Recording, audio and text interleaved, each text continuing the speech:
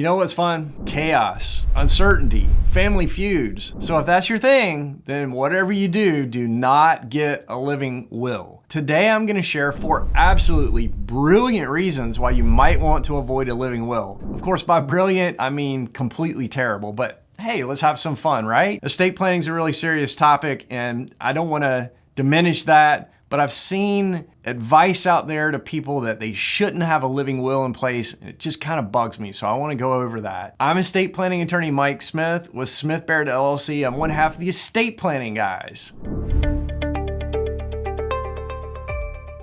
I help families make smart estate planning decisions so they can avoid legal nightmares. And today I'm here to show you why skipping a living will is a fantastic idea if you enjoy unnecessary drama. So let's dive into these oh-so-logical reasons. Reason number 1, if you love leaving big medical decisions to strangers. Do you dream of waking up from a coma to find out that a random hospital administrator made a life or death decision for you? Well, good news. Without a living will, that's exactly what might happen to you. When you don't have a living will, your doctors and the legal system have to guess at what you would have wanted if you're unable to communicate. And let's be honest, total strangers always know best, right? If your goal is maximum unpredictability, this is a great strategy. Who doesn't love a good legal guessing game? But that's just the beginning. What happens next is even worse. If you want your family to spend thousands in court fees, do you like the idea of your family going to court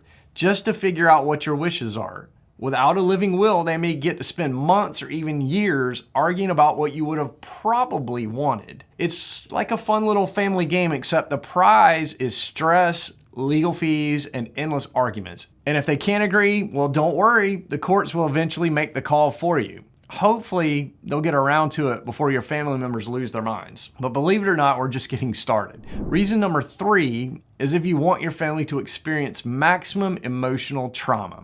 Who doesn't love putting their loved ones in impossible situations? Without a living will, your family gets to carry the burden of making heartbreaking decisions without any guidance from you. Do they keep you on life support? Do they let you peacefully go? Who knows? You certainly didn't tell them. Nothing brings a family together like arguing over what their loved one would have wanted while dealing with overwhelming grief. And the next one is sort of the grand finale of disaster. Reason number 4, if you want your medical case to become a Supreme Court case. If you've ever dreamed of being mentioned in a Supreme Court case, then not having a living will is a solid first step. Because when there's no clear guidance, your case could go all the way to the highest court in the land, just like Terry Schiavo's did. And imagine the fun your family will have being grilled by lawyers and dragged through years of legal battles. It's practically a reality TV show at that point. And this is the part that most people don't think about. So jokes aside, this is a big deal. If you don't have a living will, the consequences for your family are very real.